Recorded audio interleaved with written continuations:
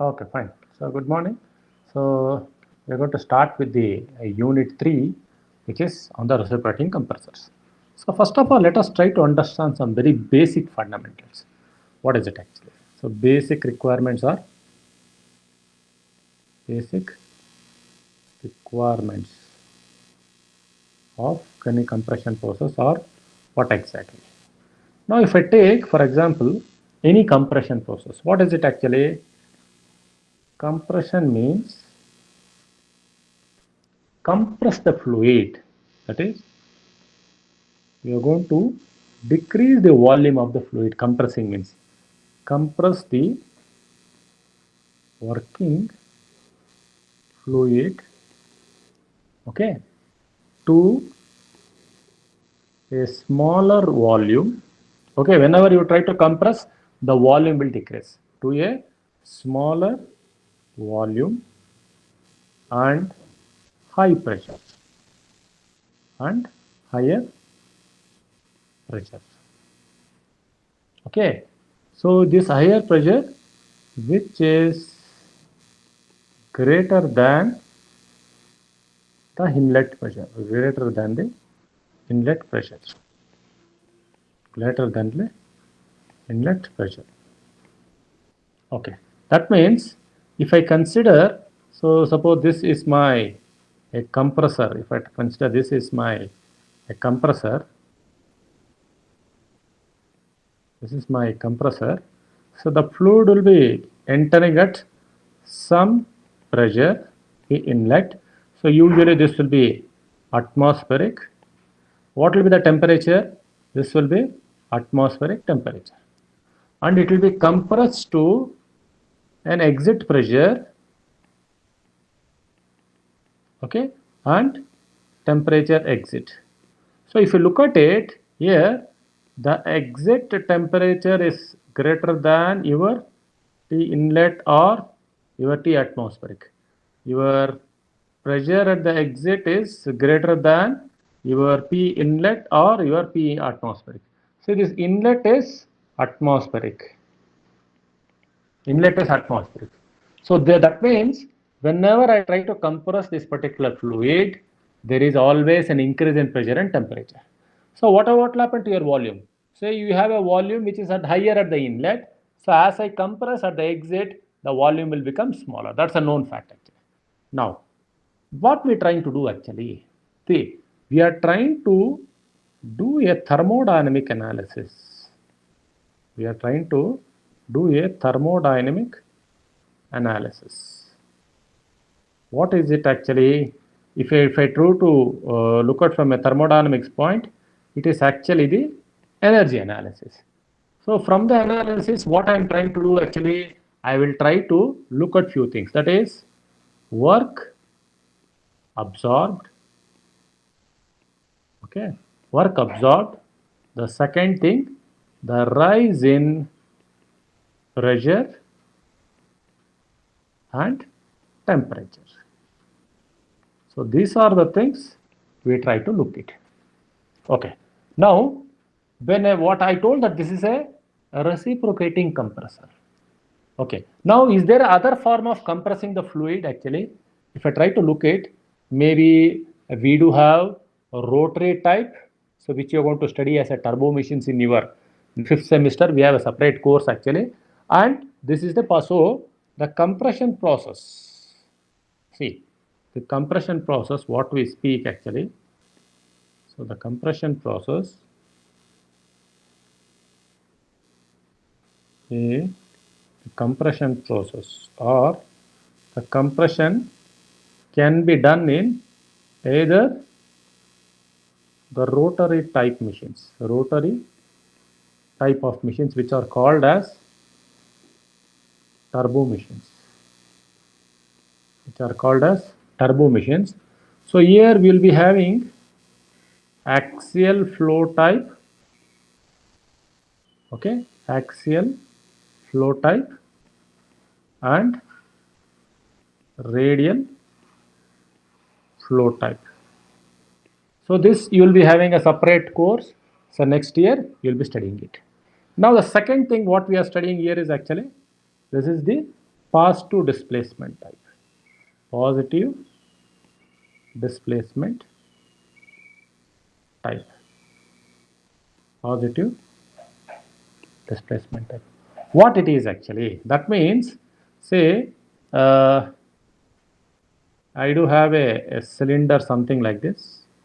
I do have a cylinder. This is maybe the cylinder. So this is the cylinder.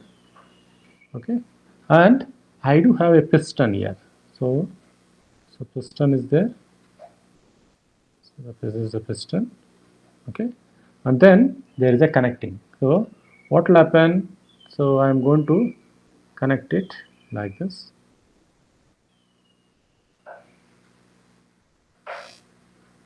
This is a piston, and I do have a connecting rod. Is connecting to the piston, through which actually I am trying to. Okay. So this is my piston. Okay. Now this connecting rod has to move forward and backward.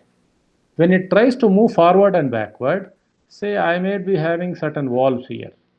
So one may be inlet valve, okay, one may be inlet valve, and other one may be exit valve. Okay, so this will be inlet valve. That means it opens and the air enters here.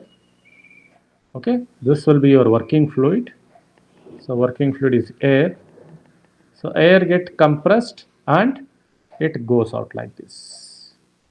Exit, it goes out. Okay, now this movement, so this is the positive displacement. What is it actually?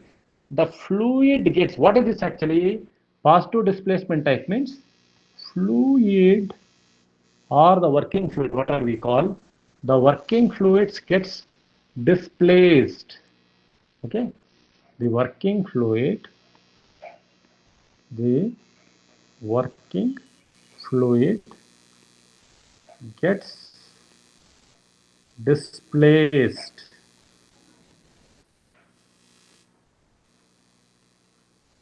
due to movement of the piston in the forward direction, or what are in the moving due to movement actually. So let me call it as movement of the piston. Okay, due to movement of the piston in a particular direction. Okay, when the fluid is, see, when it is moving in this direction, when it is pulling back, actually the fluid is sucked into the cylinder, and when it is moving forward, the fluid is getting exiting the your system at a higher pressure and this thing. So this type of machine we call it as pass-through displacement. Now, whenever we are trying to look at this kind of machines, see, we'll try to look at the pressure energy, and most of the times, majority of the times, when you have such things, actually, your kinetic energy and your momentum are negligible. But in case of rotary type turbo machines, there it is mainly because of the kinetic energy and momentum. But most of the times, your positive displacement type machines, the kinetic energy and momentum are negligible. Actually, what means the velocity that is coming out of that particular fluid may be very, very less. That means, say it enters at some 1 meters per second, at exit it may be at 1.1 meter, but it will be at higher pressure. So we will be looking at only the pressure energy. Okay. Now, the next thing, classification of your reciprocating compressors. Okay, if you try to classify this only the reciprocating compressors, we'll try to classify based on, first one is based on number of classification. So number of, let me pull a little bit down. Okay, this is classification of your reciprocating compressors. Classification. Okay. The first classification based on number of surfaces. Okay, number of surfaces of the piston participating in the compression process. In the compression process. What it is actually? If you try to look at it actually, how many surfaces are there? Now I have put a reciprocating compressor here, this one. So both are single cylinder and this also single cylinder. Now if you try to look at it actually, what's happening here? So if you consider the first one, so only this surface, if you look at it, so the fluid is only at this surface. Okay, fluid is only at this surface. The fluid will enter here, that is my inlet, and fluid will exit here. Okay, the fluid is exit here. This is my outlet, whatever it may be. But only one surface, whatever I put, no, the red hatch actually, the only one surface is participating in the compression process. So this thing we call it as single acting compressor. If one surface of the piston participate in the compression process, we call such reciprocating compressor as single acting compressor. Now if you look at the second one, so what's happening? See, this is my inlet. Okay, this is also inlet. So this is my exit. Both are non-return valves. Okay, so sorry, this is inlet. Sorry, this is inlet. This is exit.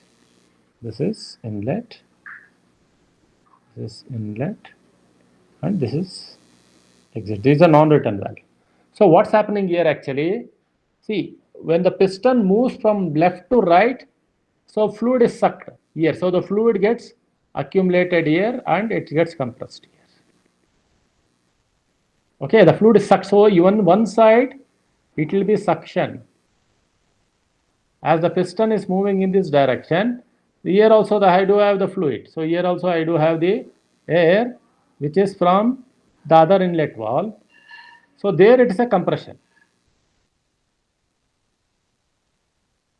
So both the sides of the piston are participating in the compression process. Okay, when the fluid is moving to the right hand side, so it is compressing and fluid is coming out. So when it is moving to the left hand side, so the fluid to the left hand side is getting sucked and it is compressed. So on alternate, both the surfaces of your piston are participating in the compression process. So we call this kind of machine as double acting compressor. Okay, so number of piston surfaces participating in the compression process. So if it is only one surface, it's single acting, and if it is two surfaces, it's double acting. Okay, next thing. Based on number of stages, second classifications. Based on number of stages to get the desired or exit pressure. Okay. Say for example, look at this particular compressor. I have only one stage.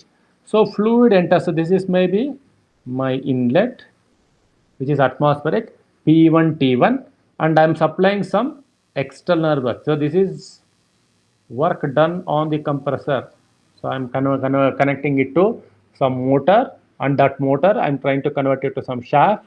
So mechanical work I am converting it. So that's a work input. Now if you look at it actually, this is my exit pressure, which is P2 and T2. So if I use only one stage actually, that means I am going to use only one piston. It's a single stage actually. So only one piston is there actually. So at one stage, it can be double acting also. Doesn't matter. It can be double acting or it can be single acting. Okay, but only I'm using only one stage. I'm not using n number of pistons. So then that is called as single stage compressors. So this kind of single stage compressor I will use for a lower pressure. Say I want to compress the fluid from 1 bar to some 3 bar or 4 bar. That's it. Suppose I want to compress the fluid to some 10 bar. Then what is the drawback? I will study, I will discuss more about this when I speak on the multi-staging. What is the drawback of going for a single stage higher compression compared to multi-staging, which will occupy the less space? So one is the space consumption, and at the same time, if I want a higher pressure, this particular thing, the amount of work you are going to supply to your compressor will increase. So work requirement also will increase. So to mitigate for this particular thing, what we try to do, instead of having one big cylinder and trying to get the desired pressure, I will go for two cylinders, either connected to one with the other. So what will happen here? So if you look at this particular thing, first stage compression, that is, this is connected to your atmosphere inlet. So what will happen? The compression will take place. So the fluid will compress from the pressure P1 to Pi, the P intermediate. I am calling that as P intermediate. Okay, P intermediate, and it will the exit temperature is Ti. Okay, so the fluid gets compressed from inlet pressure and temperature to an intermediate pressure and temperature. Okay. Now, once this is done, actually, what will happen? There is something called as, see, if I try to supply the same intermediate pressure and Ti to the second stage compression, usually the temperature is the one which is going to do more harm to your components rather than your pressure. So, what we try to do actually, we try to cool it to its inlet temperature or nearest inlet temperature.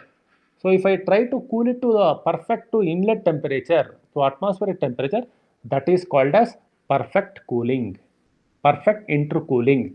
If I am unable to cool it to its initial temperature or the atmospheric temperature, so there may be a little bit of imperfection. So I want to so when I compress from first stage from say 25 degrees to 60 degrees, so when I bring back 60 degrees to 25 degrees before it enters the 25, enters the second stage, it is perfect intercooling.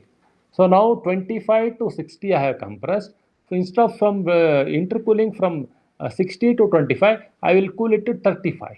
So that there is a little bit of increase in the temperature which is entering the second stage. Okay. Now the second stage, what will happen?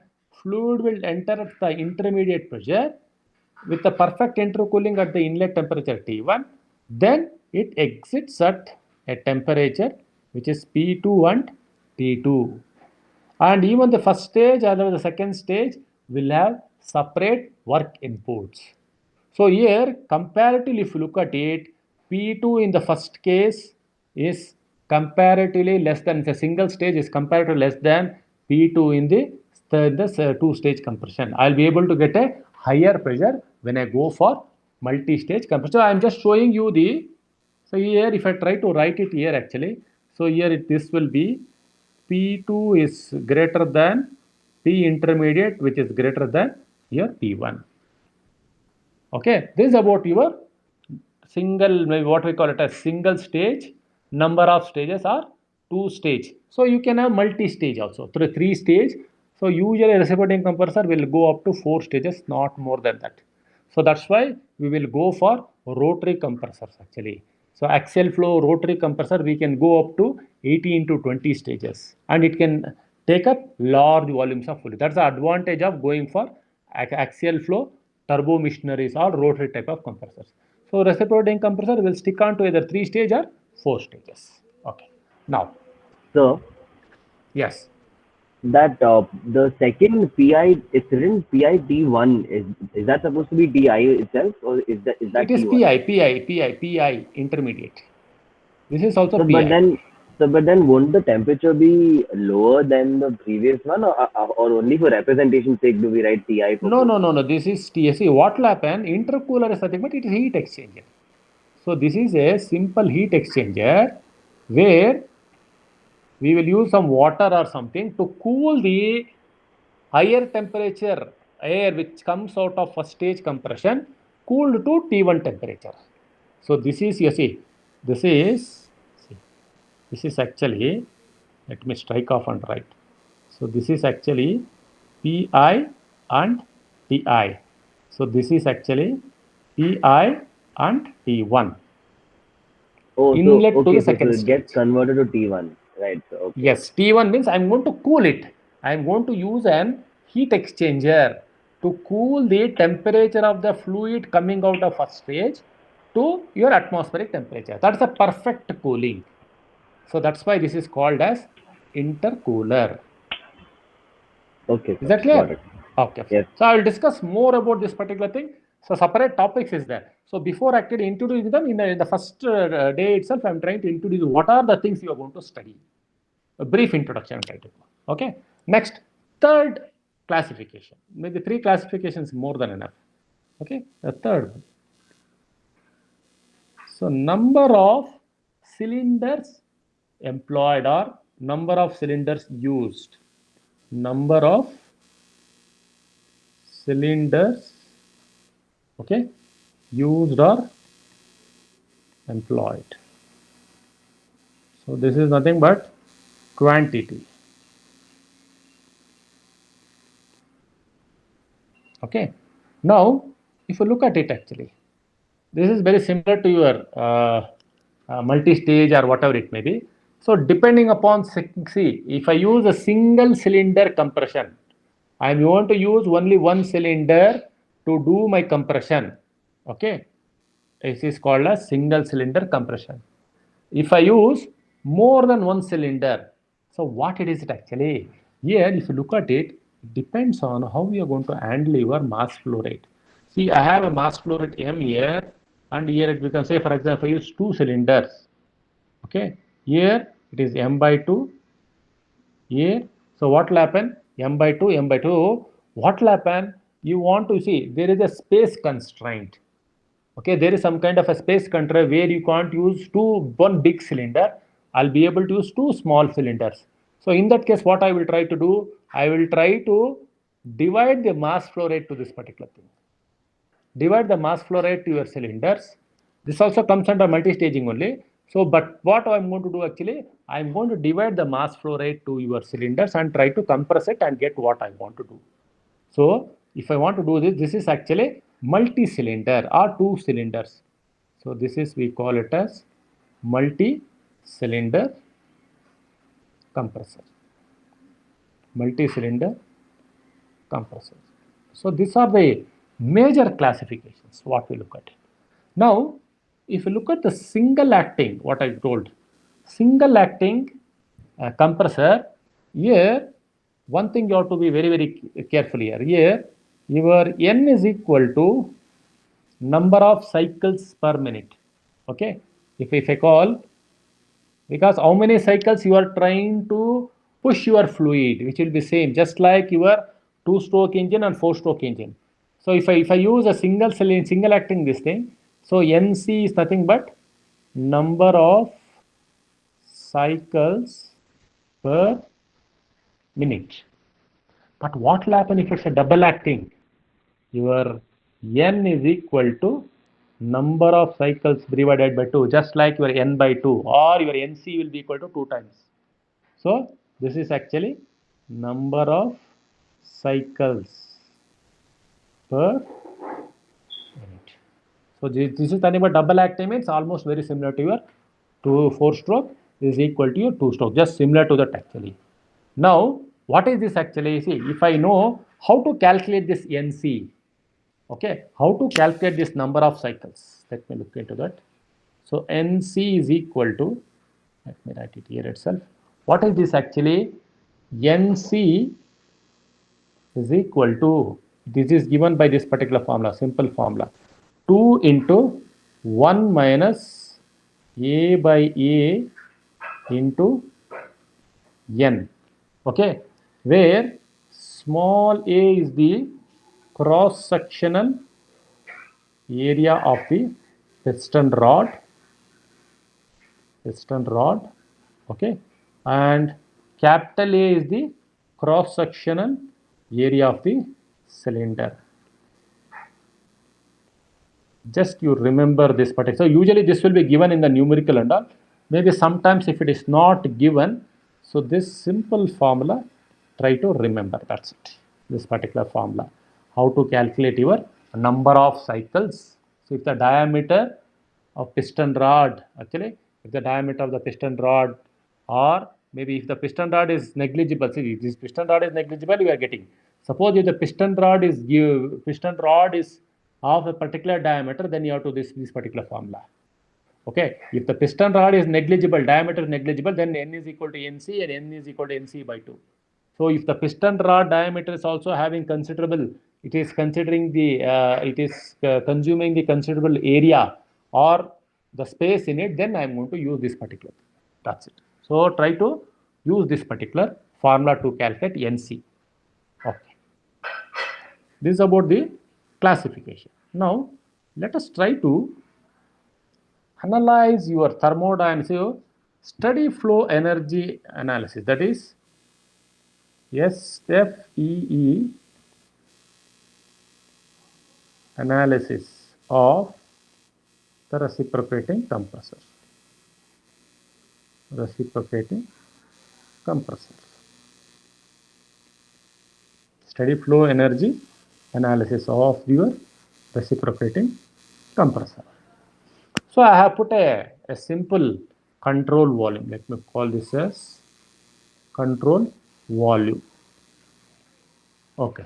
In this control volume, so I have put the your what you call it as a compressor, which enters at air inlet at some P1, T1, and there is a work of compression, work of WC, that is work of compression WC, and if it is properly not insulated, if it is properly not insulated, then there will be Q loss. So if I try to insulate this, okay, if I try to insulate this, then Q will be negligible. So if I try to insulate this, what will happen? It becomes an adiabatic. How to do the insulation? You're going to put some kind of an what we call it as a low thermal conductivity material around the compressor of a particular thickness, then automatically your Q loss is negligible. Q loss will be as much as possible, it can be reduced. Then at the exit, it is compressed to a pressure of P2 and the corresponding temperature is T2. Okay. Now, if I try to write the SFE equation for it, so steady flow energy equation. So what it is actually, what is the mass flow rate it enters? It enters at the mass flow rate M, it exits at the mass flow rate H, because it's a steady flow. Steady flow means mass flow remains constant throughout. So there is no mass conserved within your control volume or your compressor, because such systems are steady flow systems.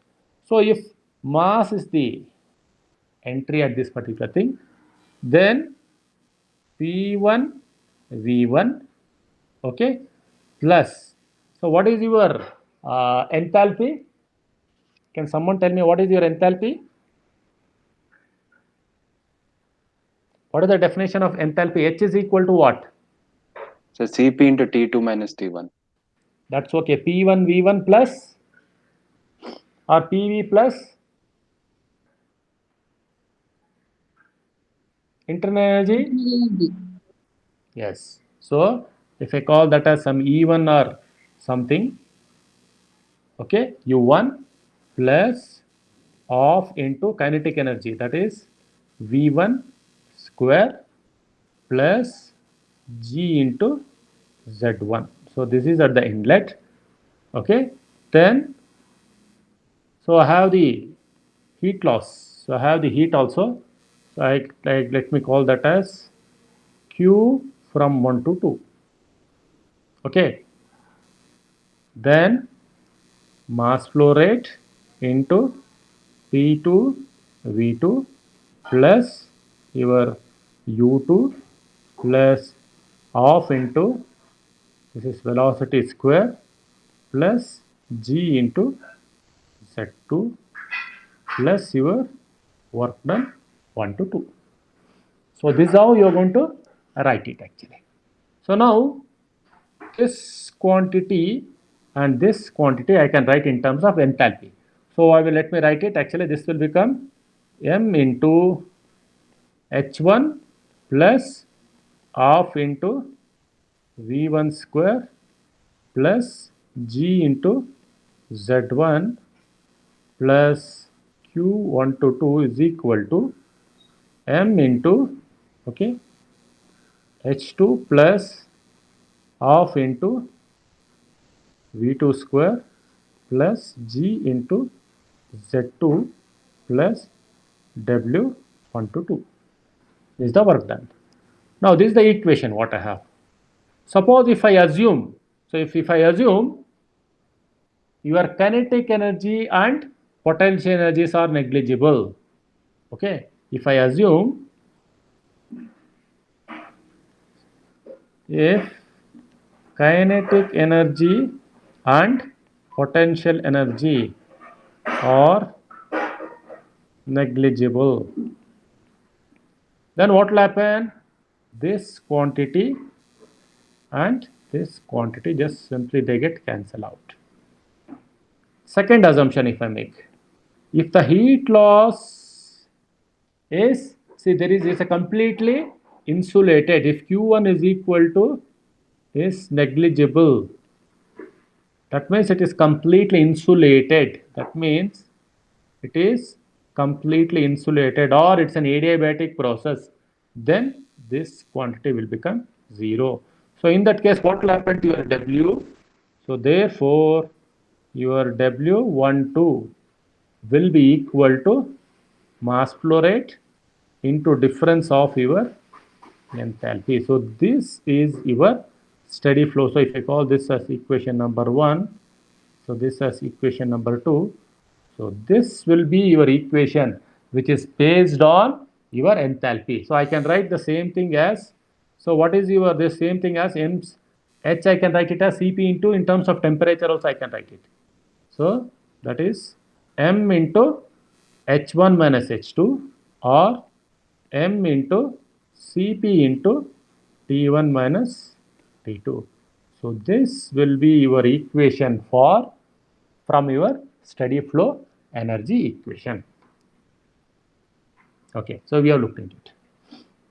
Okay, from here, from now onwards, your actual maybe what are we are looking for a compressor, will start actually. So first thing is actually what we are going to look at actually expression for. These are the basic fundamentals what I discussed. Expression for work done. This is the derivation. Expression for work done in a single stage, okay, reciprocating compressor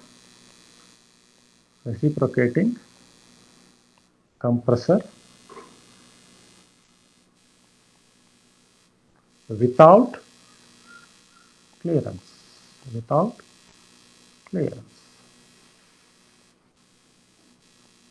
So I need to get the expression for the work requirement. Okay, so before actually getting into the mathematical form, let us try to understand this particular PV diagram. So now look at this, but only I have taken only the compression process. See, the fluid is sucked actually, the fluid is sucked at, so P1 or it is P0 or this is maybe your atmospheric. Okay, the fluid is sucked. So this is your suction process. The fluid is sucked. Then there is a compression. Look at the compression process. So now, how the compression will take place? During the compression actually, as I told, the pressure and temperature of your working fluid will increase. So now if I try to see it actually, the volume at the inlet of the compression is actually, it is V1. Okay, now it is getting compressed.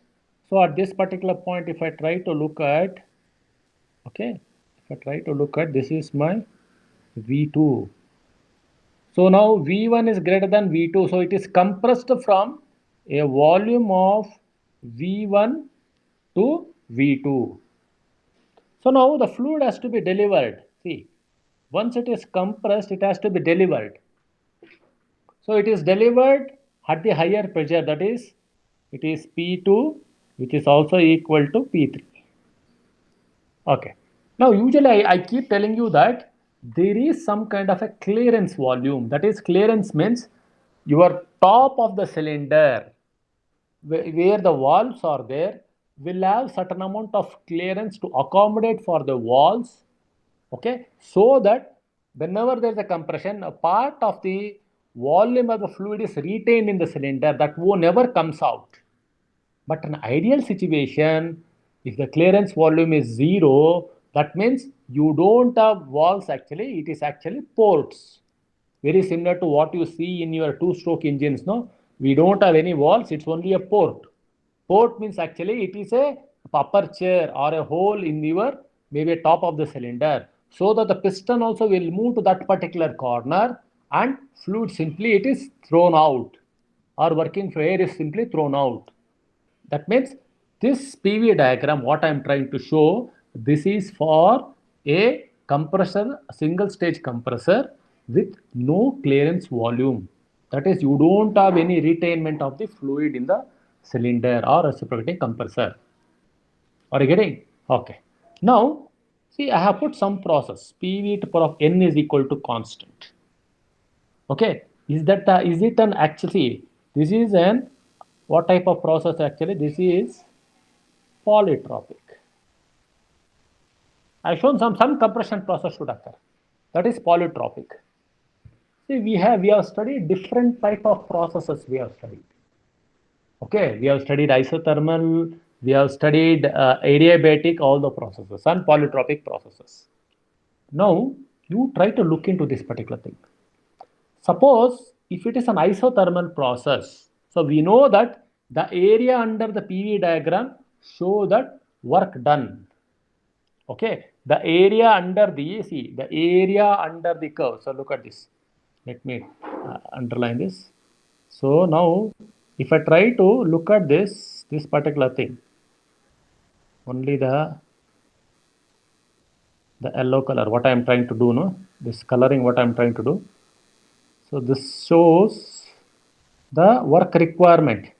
You are supplying that much of work to the your compressor to do the compression process. Okay, do the compression process, and that is the minimal. That is the minimal process. Okay, what type of process it is? Okay, I have shown 1 to 2, and you all studied in your basic thermodynamics course a perfect quasi-static process. A perfect quasi-static process. What is it?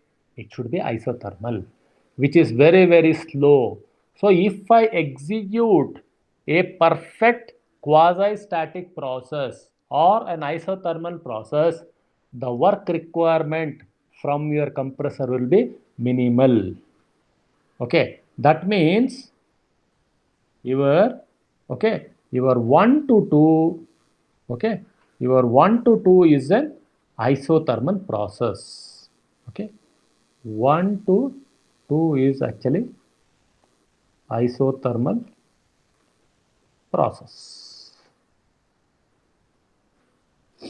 Okay, now slowly, suppose for example, your process, it's very, we know that it's very difficult to execute an isothermal process. And what type of compression process we have studied in your IC engines? It is actually reversible adiabatic, or we call it as isentropic process. So 1 to 2 dash, see, 1 to 2 dash, 1 to 2 double dash, 1 to 2 triple dash. So we have other processes which are deviating from your isothermal processes. And if I try to do, what is it actually? Here, they are all PV to power of n is equal to constant.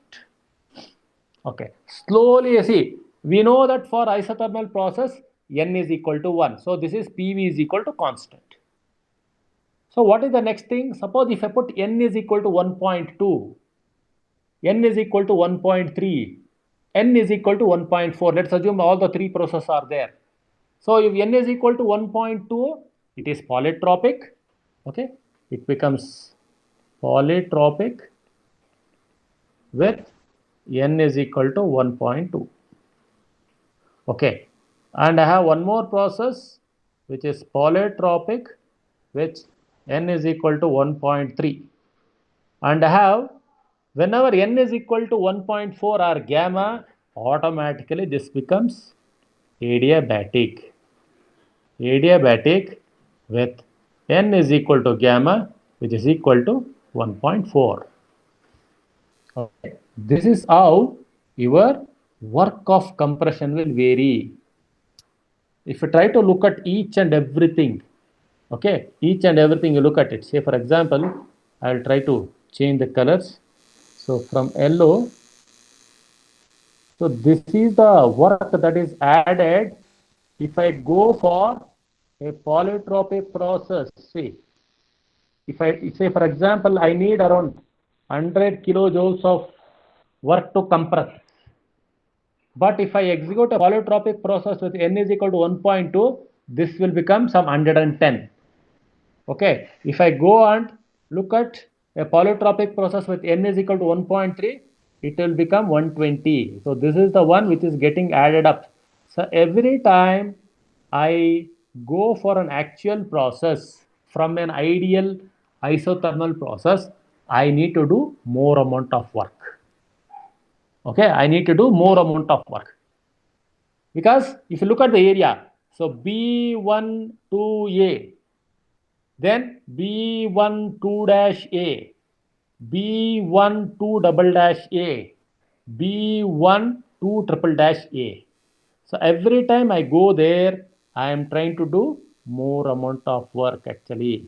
Your compression process is becoming, okay, so earlier it was flatter, it is becoming steeper and steeper, and we have to do more amount of work.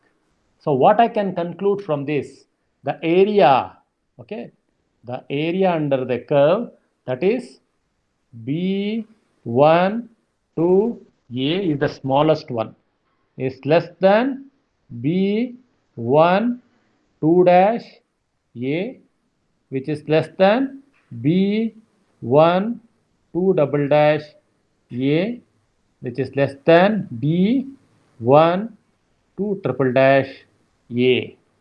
What is it actually?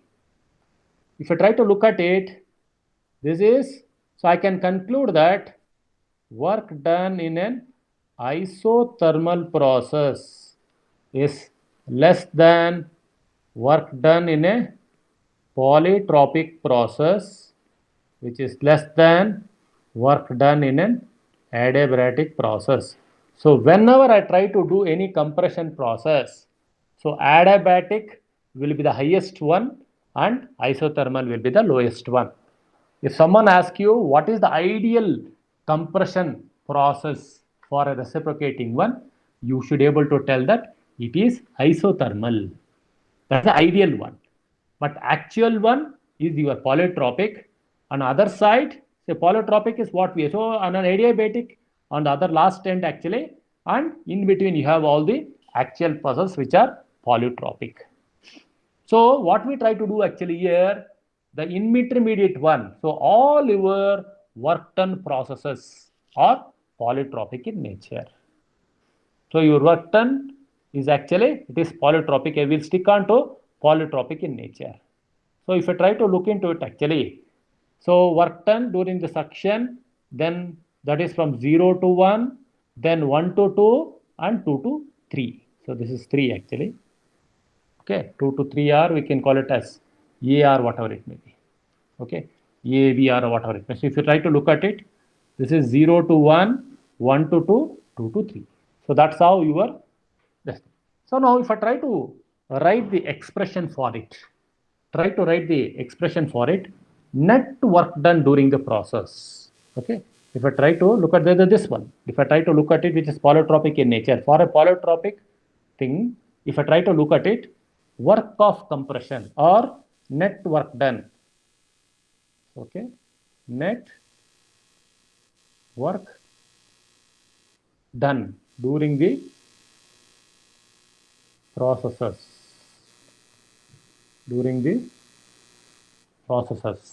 So what is it actually? It's a work of compression. This is from W0 to 1, W1 to 2 plus W2 to 3. Okay. So what is it actually? If I try to write it actually, they are all compression. It's a negative. Okay, it's a suction. Okay. If I try to write it actually, they are all negatives actually. So I'll write negative outside. I can write it in terms of negative at the end of it. So this is actually integral of 0 to 1 pdv, okay, plus integral of 1 to 2 pdv plus integral of 2 to 3 pdv. Okay. Now, if I try to look at it, suction is at constant pressure. Okay. And delivery is at constant pressure. If I try to look at this particular PV diagram, suction at constant pressure, this is my delivery, is at constant pressure, and compression is according to your polytropic. Okay, compression is according to polytropic.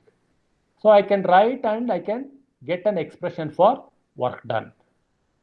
I can write I can substitute all these things and get an expression for work done.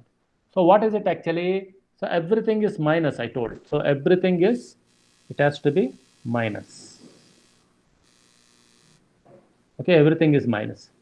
So this is actually minus P1 into V1 minus V0, okay, minus of P1 V1 minus P2 V2. This is for your polytropic, divided by n minus 1, then minus of P2 into V3 minus V2.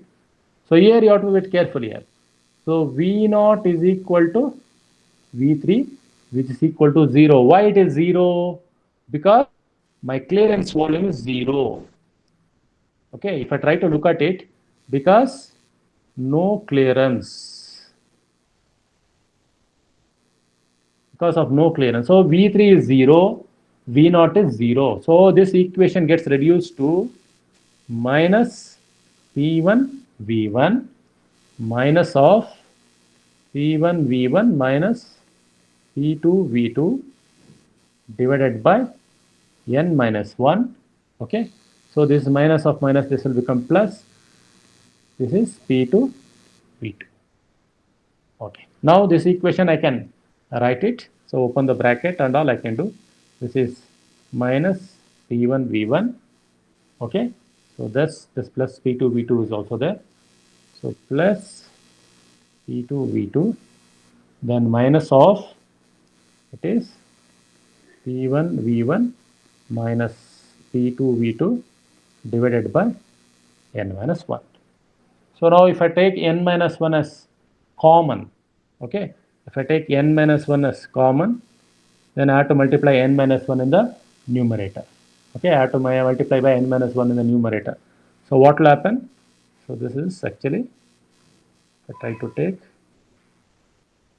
okay, n minus 1 at the denominator. Just I am going to multiply n minus 1 into minus P1 V1 plus P2 V2 minus P1 V1 minus P2 V2.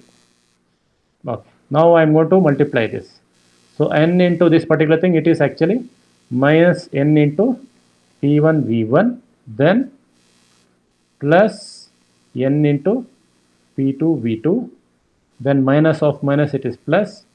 So this will be P1 V1, then minus into plus, it is minus P2 V2 minus P1 V1 minus into minus, it is plus, so it is P2 V2 whole thing divided by n minus 1. Okay, so this is what we have. So you have plus P1 V1 minus P1 V1 will just simply cancel out, plus P2 V2 and minus P2 V2, they cancel out. So I am left with n into P2 V2. So I can write this as n into P2 V2 minus P1 V1 whole thing divided by n minus 1. This is my work of compression. Or if I take P1 V1 outside, so this work of compression I can write it as WC is equal to n by n minus 1 into P1 V1 into, so P2 V2 by P1 V1 minus 1. Okay, or if you want, I can write in terms of, see, P1 V1, I can write it as MRT. I can write in terms of MRT. I can write it. So this is the work of compression process. So this is in terms of P1 V1. So I can write, I can call this as some equation number 1 or so. If I write P1 V1 is equal to MRT1, so the same equation I can write it as WC is equal to n by n minus 1 into P, so MRT1 into P2 V2 by P1 V1 minus 1. I am going to call this as equation number 2. So this is the very basic expression for work done in a single